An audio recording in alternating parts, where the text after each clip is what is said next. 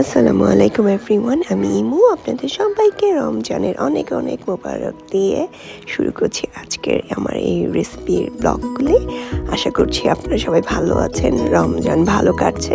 সবারই মোটামুটি প্রথম রমাদান শেষ হয়ে গিয়েছে। আমাদের তো আলহামদুলিল্লাহ প্রথম রমাদান শেষ হলো।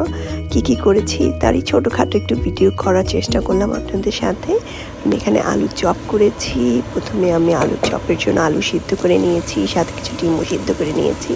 আমি এখানে চুলাতে একটা ফ্রাই প্যান বসিয়ে পেঁয়াজটাকে হালকা একটু ভেজে নিচ্ছি। লবণ দিয়েছি, বিট লবণ দিয়েছি হাফ চা চামচের মতো। বিট লবণটা দেওয়ার জন্য কিন্তু স্বাদটা একটু মজা হয়েছে।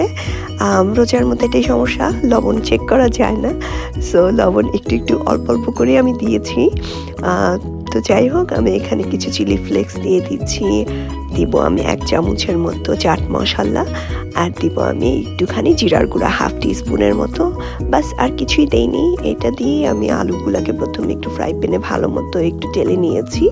তারপরে আমি ডিমগুলাকে দিয়ে সুন্দর মতো আলুর চপ বানাবো। এবার রোজে আমি চিন্তা করেছি যা কিছু বানাবো হাতে গোনা কয়েকটা বানাবো আমাদের মানুষ হিসাব করে, কারণ বেঁচে গেলে সেটা আসলে আর পরের দিন খেতে খুব একটা ভালো লাগে না।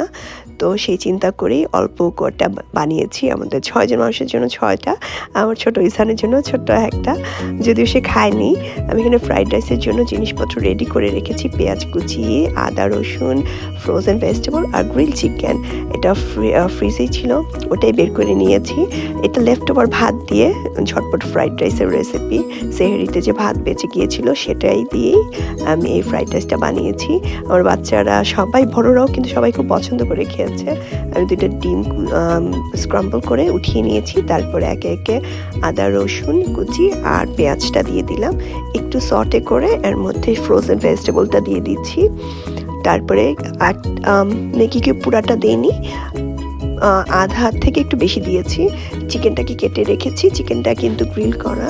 সো এই চিকেনটা বেশি কিছু করা লাগবে না, জাস্ট দিয়ে আমি একটু সয়া সস দিয়েছি 1.5 টিস্পুনের মতো। তারপরে ভাতটা দিয়ে দিয়েছি।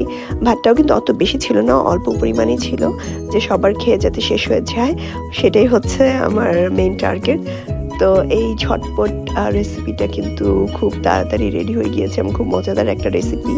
প্রাইসটা বলেন প্রোটিন সম্মত। সো আশা করছি বাচ্চারা পছন্দ করে খাবে।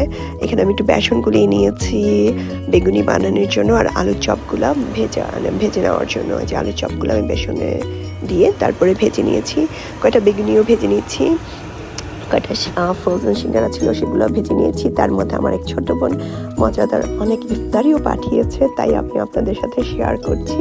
সে লাস্ট মিনিটে বলছে তার হাজব্যান্ডকে পাঠাচ্ছে এত মজার ইফতারি। তো খুবই মজা হয়েছে আসলে। ইফতারি অন্য বাসার থেকে আসলে নিজেদের বাসার খেতে খুবই মজা লাগে। থ্যাংক ইউ আপু। অনেকগুলো ফ্রুটসও দিয়েছে। তো এই হচ্ছে আমাদের প্রথম রোজার আলহামদুলিল্লাহ অনেক ইফতারি আসলে হয়ে গিয়েছে শেষ পর্যন্ত। আমার বাচ্চারা খুব মজা করে খেয়েছে, ওদের রোজা ছিল। আশা করছি আপনাদের রোজাও ভালো যাচ্ছে। আমাদের সবার জন্য দোয়া করবেন, আপনারা সবাই ভালো থাকবেন। আমি চেষ্টা করব নিয়মিত রোজার ব্লগগুলো দেওয়ার জন্য।